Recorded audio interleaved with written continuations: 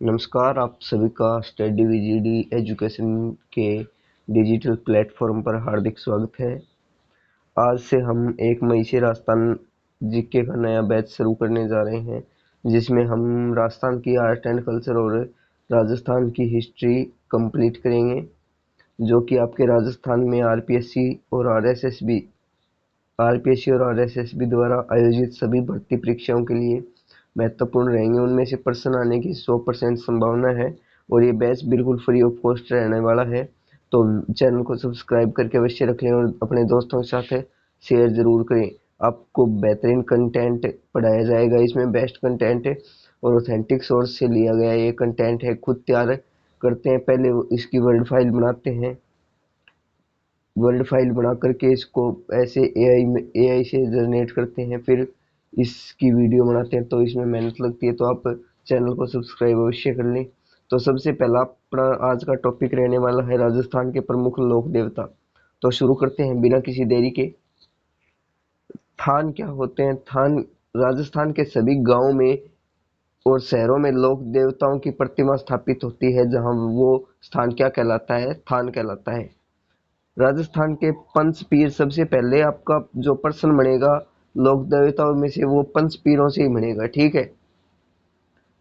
इसको याद रखने के लिए राजस्थानी में एक ये है, पाबू हड़बू रामदेव मांगलिया मेहा पांचू पीर पदार जो गोगा जी रजे। हाँ, तो इसमें पाबू से पाबू जी है, हड़बू से हड़बू जी, रामदेव से रामदेव जी, मांगलिया मेहा जी और गोगा जी, ठीक है।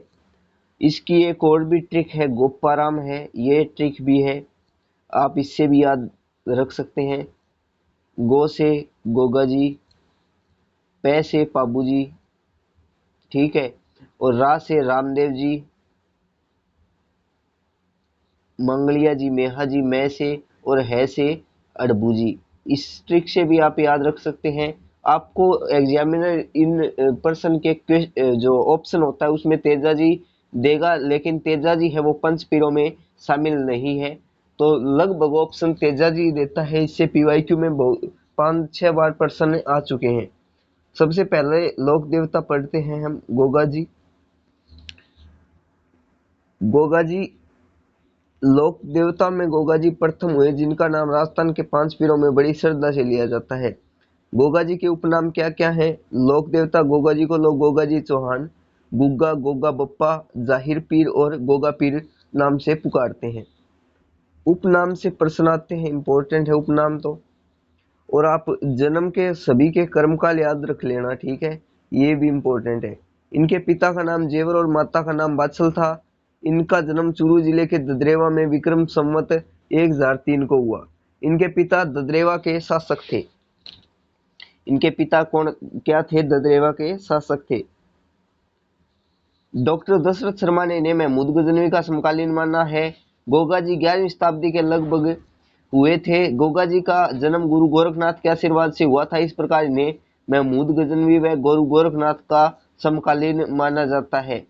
गुरु गोरखनाथ थे इनके, और महमूद गजनवी थे उनके, इनके समकालीन माना जाता है, ठीक है। नेक्स्ट बात करते हैं अपने, गोगा जी का विवाह पाबू जी की भतीजी और बुड्ढो जी की बेटी केलमदे से हुआ। विवाह के पूर्व केलमदे को सांप ने डस लिया, किंतु गोगा जी के नाम से तांती बांधने और गोगा जी के स्मरण से केलमदे है वो ठीक हो गई थी। ये है गोगा जी के विवाह की बात रही। उनकी पत्नी का नाम क्या था? केलमदे। रतन सिंह मेहता, भज्जू सिंह चमार, नार सिंह पांडे था सायकर्ण घोड़ा गोगा जी के प्रमुख संगी साथी थे।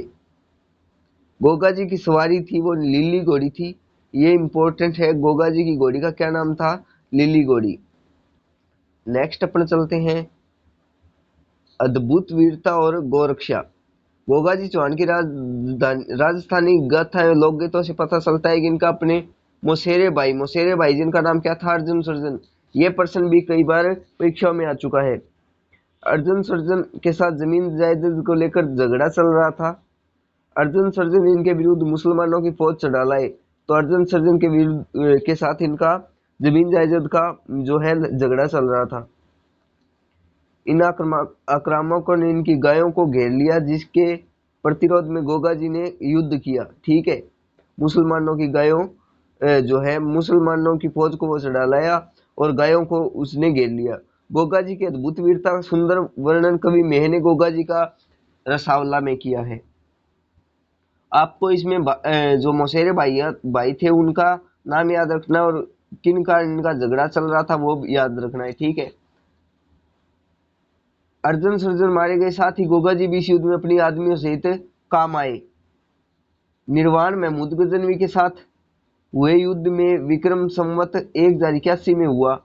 ठीक है, इनकी पत्नी मेनुल सती हुई। वंश भास्कर एवं कुछ लोकगीतों में भी गोगा जी का गायों की रक्षा हेतु युद्ध करना सिद्ध होता है।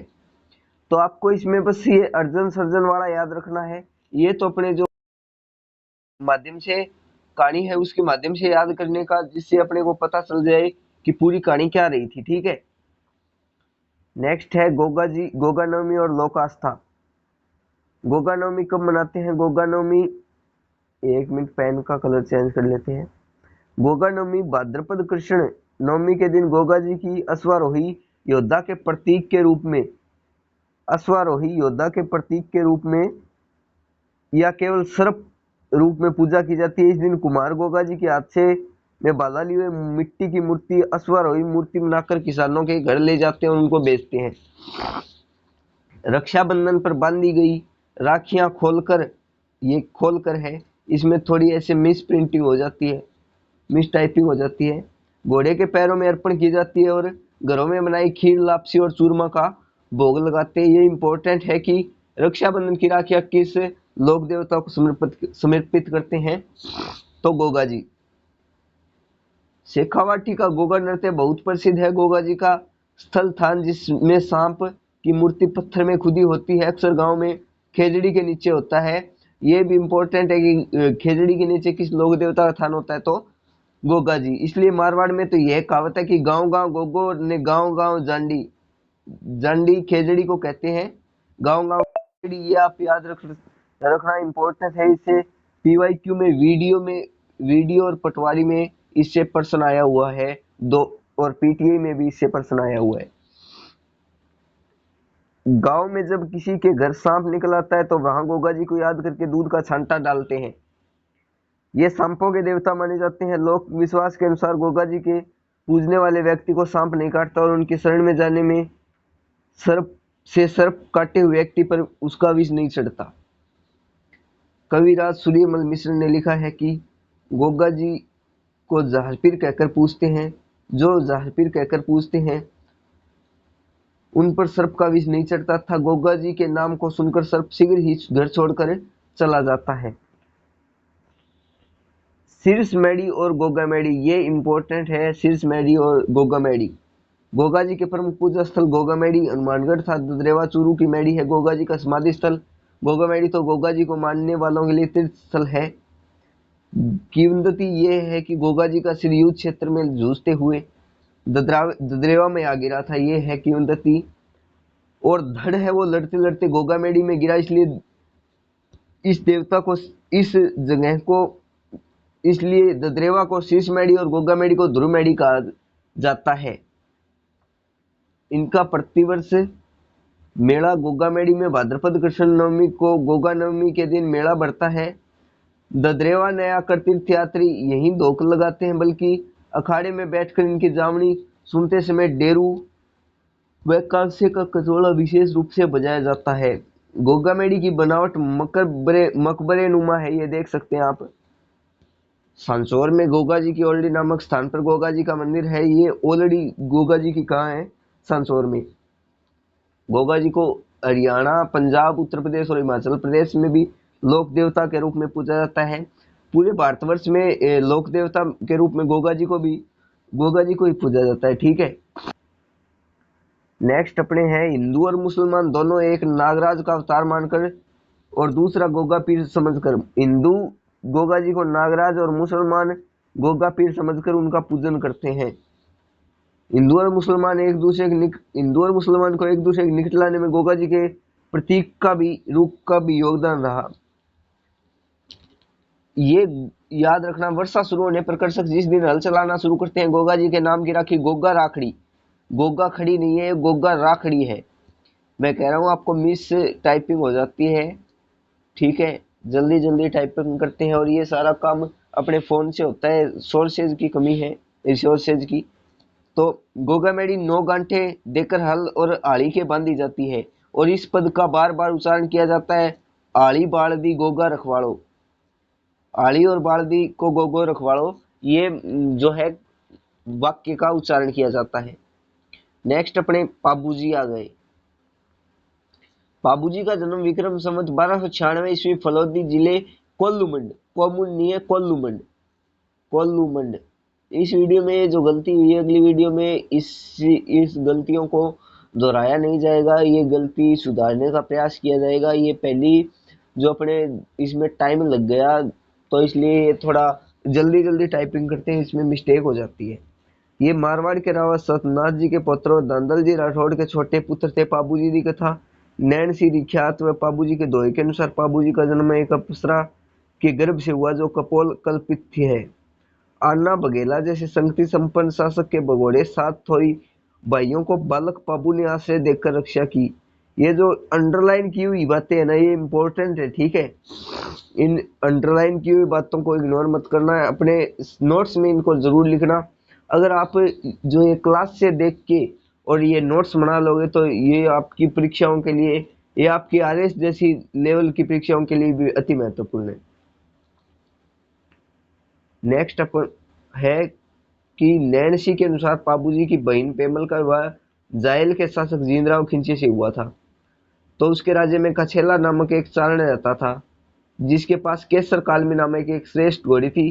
पापूजी ने जब घोड़ी की मांग की, तो चारण ने इस शर्त पर दी कि यदि उसे काम पड़ जाए तो वह उसकी सहायता के लिए आएगा। उमरकोट के सूरजमल सोड्डा क्षत्रिय ने पाबूजी के पास अपनी बेटी के विवाह का लगन भेजा। पाबूजी बारात के साथ उमरकोट पहुंचे। जींदराव ने जब यह सुना कि पाबूजी विवाह के लिए गए हुए हैं, तो मौका देकर उसने कछेला चारण की गायों को घेर लिया। विवाह संस्कार के समय पूरा होने से पूर्व पाबूजी के पास चारणी की गायों की रक्षार्थ का संदेश आया। उस समय तक वो 3 फेरे ले चुके थे, और चौथे फेरे से पूर्व ही वो अतलेवे को छोड़कर देवल चारणी की गायों के रक्षार्थ हेतु रवाना हो गए। युद्ध में पाबूजी अनेक साथियों सहित बड़ी वीरता से लड़े और 1333 में देनचू गांव फलोदी में काम आए, ठीक है। नेक्स्ट अपना है, इनकी पत्नी है, उनका नाम सोडी था, जो इनकी वो सती हुई थी। पाबूजी का छंद ये आपके लिए कोई जो है वो इम्पोर्टेंट नहीं है, 12th लेवल और सेकंड ग्रेड वालों के लिए भी इतना इम्पोर्टेंट नहीं है।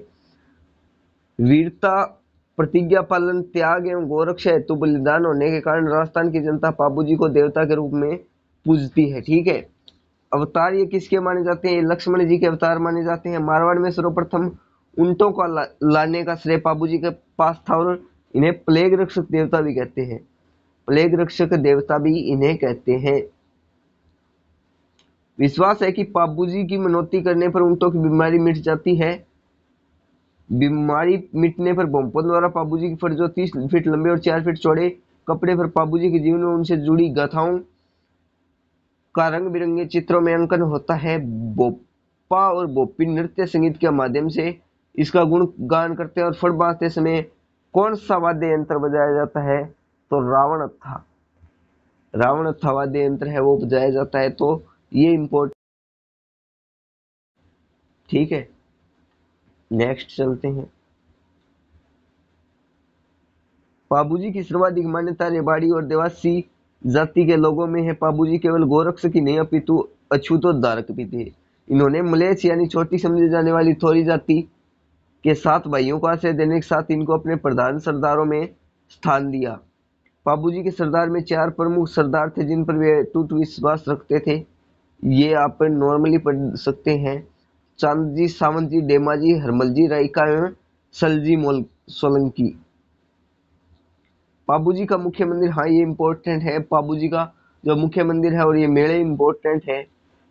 जहाँ पाबूजी का मुख्य मंदिर गांव फलोदी में है, जहाँ संवत 1415 को भाद्रपुद शुक्ल को रविवार को धांधल सोम के पुत्र सोड द्वारा बाबूजी का मंदिर बनाया गया था। कोल्लू में बाबूजी की पूजा धांधल रसोड़ करते हैं। यहाँ प्रतिवर्ष बाबूजी की स्मृति में एक मेला लगता है। तो कब लगता है मेला? भाद्रपद शुक्ल 11 को, ठीक है, भाद्रपद शुक्ल 11 को, एकादशी को।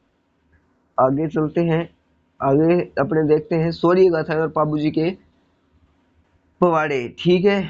राजस्थान में कई गांव में अनेक स्थानक मिलते हैं जहाँ एक चबूतरे पर बाबूजी की हाथ में भाला लिए हुए घोड़े सवार प्रतिमा होती है। आप ये देख सकते हैं, एआई ऐसे ही जनरेट करके दिखाती है आपको, इसलिए हम पहले वर्ड फाइल बनाते हैं ताकि आपको और फिर एआई से बनवाते हैं ताकि आपको ये इमेजेस के माध्यम से अच्छी तरह से समझ में आ जाए। बाबूजी के प्रमुख अनुयायी थोरी हैं जो बाबूजी फड़ अर्थात चित्रपट प्रदर्शित करते हुए बाबूजी रा पवाड़ा गाते हैं।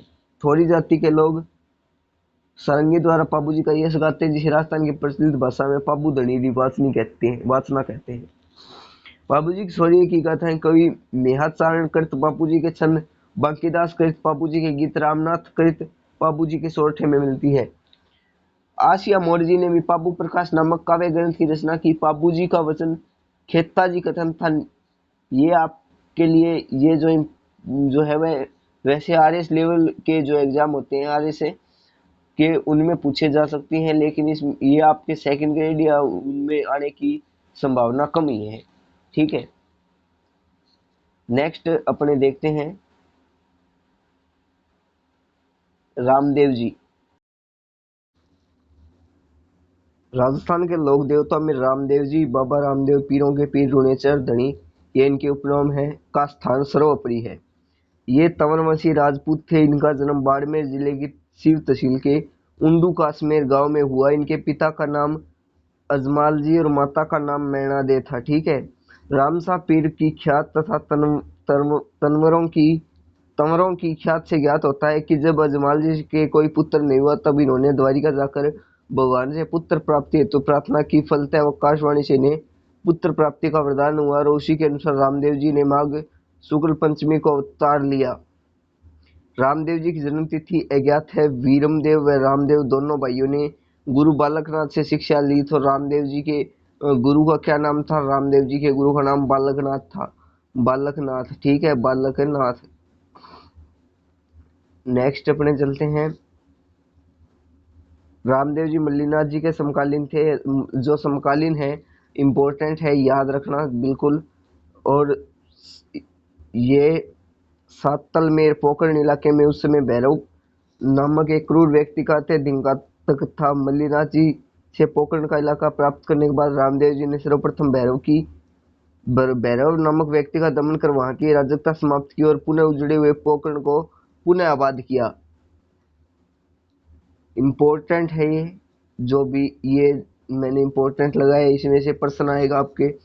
अमरकोट के दुजली सोड्डा ने अपनी पुत्री नेतल दे का विवाह रामदेव जी के साथ माघ शुक्ल एकादशी मंगलवार को किया था। तो रामदेव जी की पत्नी का क्या नाम था? नेतल दे। और विवाह की कब हुआ इनका? माघ शुक्ल एकादशी को। ये इम्पोर्टेंट है, ठीक है। नेक्स्ट आपका है रामदेव राव और विशाल मेला। रामदेव जी ने अपने भतीजे के विवाह में जगमाल मलावत के पुत्र अमीर को पोखरण दायजे में देने के बाद रामदेव देवरा रुणेसा नामक गांव बसाया और वहीं उन्होंने संवत 1515 को भाद्रपद शुक्ल एकादशी को राम सरोवर की पाल पर 33 वर्ष की आयु में जीवित समाधि ली।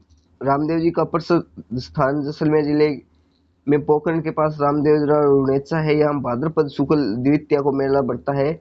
ये इम्पोर्टेंट है आपके लिए ये फैक्ट, तो इसको आप अपने नोट्स में जरूर लिखना। सांप्रदायिक सद्भाव इस मेले की मुख्य विशेषता है। इस मेले में हजारों श्रद्धालु यात्री मारवाड़, मेवाड़, सिरोही अन्य स्थानों से आते हैं। या माघ शुक्ल एकादशी को भी रामदेव जी का मेला बढ़ता है। रामदेव जी को घोड़ों का शौक था। ये एक जनश्रुति है। अंत मंदिर के ऊपर कपड़े के घोड़े की भेंट भी चढ़ाते हैं।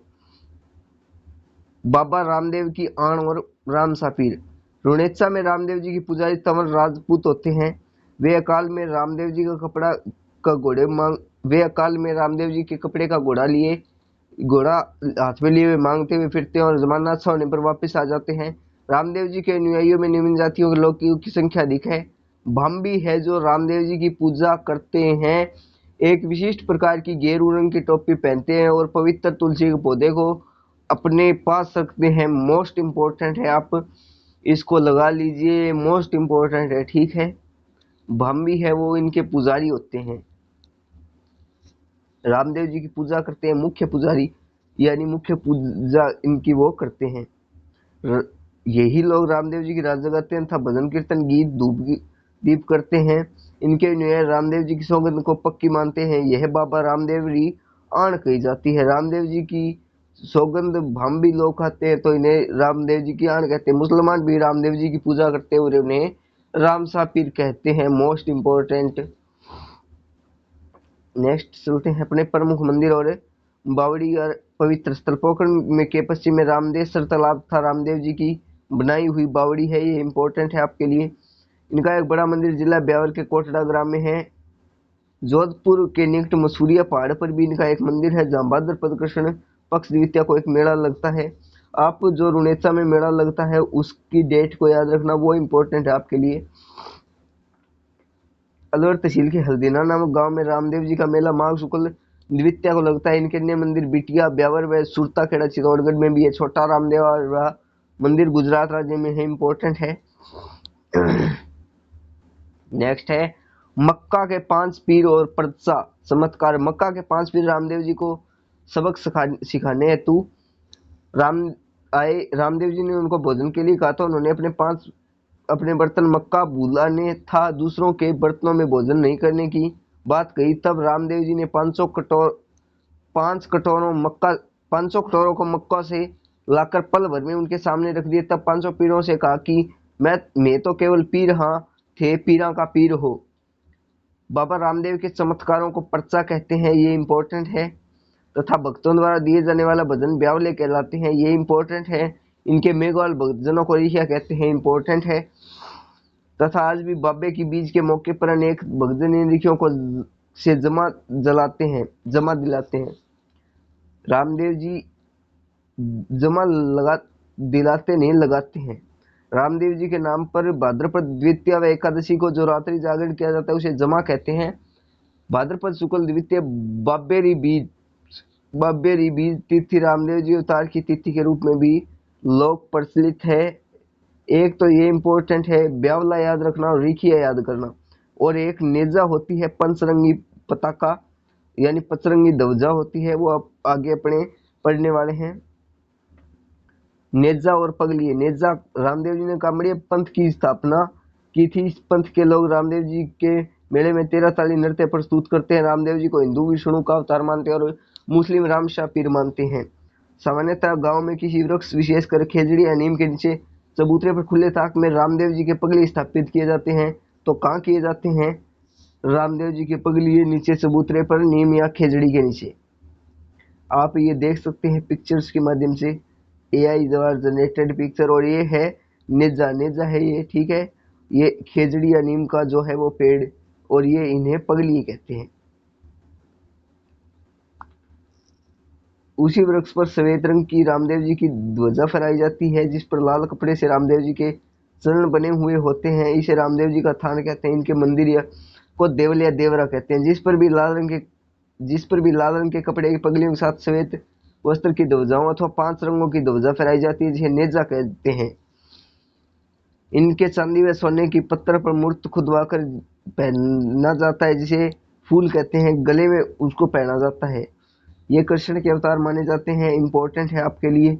लोगों का विश्वास है कि रामदेव जी सारे रोगों के निवारक है जिनमें कुष्ठ जैसे भयंकर रोग भी शामिल है। वे पंग को पाव, अंधों को आर्य था, निपुणों को पुत्र देने वाले देवता के रूप में जाने। रामदेव जी ही एक ऐसे लोक देवता हैं जो कवि भी थे। इनकी रचित 24 वाणियां प्रसिद्ध है, ये इंपॉर्टेंट है। अलीबाई रामदेव जी का अन्य भक्त थी। ये मेघवाल जाति की महिला थी जिसे रामदेव जी ने अपने धर्म की बहन बनाया। जब बाबा रामदेव गांव में जमा रात्रि जागरण करते थे तो डालीबाई उनके साथ ही रहती थी। डालीबाई नहीं है, डालीबाई है ने रामदेव जी से एक दिन पूर्व उनके पास जीवित समाधि ली जहां पर डालीबाई का मंदिर बनवाया गया। रामदेव जी एक समाज सुधारक थे। उनका जाति व्यवस्था में विश्वास नहीं था। अमर ज्योति प्राप्त करने के लिए इन्होंने सर्वश्रेष्ठ मार्ग अजब बतलाया। नेक्स्ट है अपने हड़बूजी। हड़बूजी जीवन और गुरु दीक्षा। हड़बूजी बुंदेल नागौर गांव के निवासी महाराजी मेहाजी सांखला के पुत्र थे। गोगा जोधपुर के शासक जोधाजी के समकालीन थे। पिता की मृत्यु के बाद बुंदेल छोड़कर और बजमाल जोधपुर में आकर रहने लगे। यहीं पर रामदेव जी तंवर से इनका मिलन हुआ। ये रामदेव जी के मौसेरी भाई थे। रामदेव जी की प्रेरणा से इन्होंने अस्त्र शस्त्र त्याग दिए। रामदेव जी के गुरु बालीनाथ के शिष्य होकर साधु हो गए। ठीक है, आगे है कि राव जोधा को आशीर्वाद एवं फलौदी की जागीर। चुंडा जी को भेजकर महाराणा कुंभा ने जब मंडोर पर अधिकार कर लिया और जोधा जी उसे पुनः जीतने का प्रयत्न कर रहे थे, तब हरबूजी ने पूर्ण सहायता और वचन के साथ उन्होंने एक कटार भी दी। हरबूजी ने आशीर्वाद के रूप में यह कहा कि इन मूंगों के यानी इन मूंगों के पेट में रहते हुए जितनी धरती पर घोड़ा घुमा सकोगे वह धरती तुम्हारे अधिकार में आ जाएगी। इस सहायता व आशीर्वाद से जब जोधा जी के अधीन में बूबा गया, तब उन्होंने हड़बूजी को बेंगट्टी गांव की जो है वो जागीर, बेंगट्टी गांव की जागीर दे दी। बेंगट्टी गांव को उनको प्रदान कर दिया हड़बूजी को। किसने? जोधा जी ने। ठीक है, ये अपने रही बात जागीर की। और आगे है, ये बड़े सुकूनी वचनसिद्ध और करामाती माने जाते हैं। रामदेव जी की आज्ञा पालन करते थे। रामदेव जी के समाधि तोड़ने के ठीक 8 दिन बाद इन्होंने भी स्वयं समाधि ले ली। बेंगट्टी गांव में हड़बूजी का मंदिर है। उस स्थान पर हड़बूजी की गाड़ी सुरक्षित है जो पूजी जाती है। ये गाड़ी देख सकते हैं आप। मंदिर का निर्माण इसका जोधपुर के महाराजा अजीत सिंह ने करवाया था। ये 1721 में करवाया, 1718 विक्रम संवत 1773 में करवाया था और 1721 ईस्वी थी। यहाँ के पुजारी सांखला राजपूत होते हैं। बेंगट्टी छोटी में भी हड़बूजी का एक स्थान है था। वहां के लोगों के इष्ट भी हड़बूजी हैं। नेक्स्ट अपने हैं मेहाजी मांगलिया। जीवन और वीरगति। मेहाजी मांगलिया राजस्थान के पंचपीरों में शामिल है। हड़बूजी इन्हीं के पुत्र थे। मेहाजी मंडोर के शासक राणा रूपड़ा के समकालीन है। इंपॉर्टेंट है ये आपके लिए। मेवाड़ के गुइल वंश की मांगलिया शाखा के संबंधित थे। इनका ननिहाल मंडोर के प्रतिहारों में था। ये अपनी धर्मबई ने कुकी गुजरी की गायों की लुटेरों से रक्षा करते हुए वीरगति को प्राप्त हुए। लोगों की सेवा एवं सहायता करने के कारण मेहाजी लोक देवता के रूप में पूजित हैं। फलौदी जिले के बापुणी नहीं है ये है बापीणी गांव में इनका मंदिर है, जहाँ भाद्रपद कृष्ण अष्टमी को मेला लगता है। किरण काबड़ा मेहाजी का प्रिय घोड़ा था। आज की वीडियो में हमने 5 लोक देवता जो अपने राजस्थान के पंच पीरों में शामिल है उनको कवर कर लिया है। नेक्स्ट जो इसका पार्ट आएगा उसमें हम तेजा जी, देवनारायण जी, मल्लीनाथ जी जो अपने बचे हैं और मुख्य लोक देवता उनको कवर करेंगे। तो अगर वीडियो पसंद आई तो वीडियो को लाइक करें, चैनल को सब्सक्राइब करें और ऐसे ही फ्री जीके और फ्री क्लासेज के लिए चैनल को सब्सक्राइब करें। इसकी पीडीएफ अपने टेलीग्राम और व्हाट्सएप ग्रुप पे मिल जाएगी जिसको आप डिस्क्रिप्शन में दिए गए लिंक से ज्वाइन और फॉलो कर सकते हैं। धन्यवाद।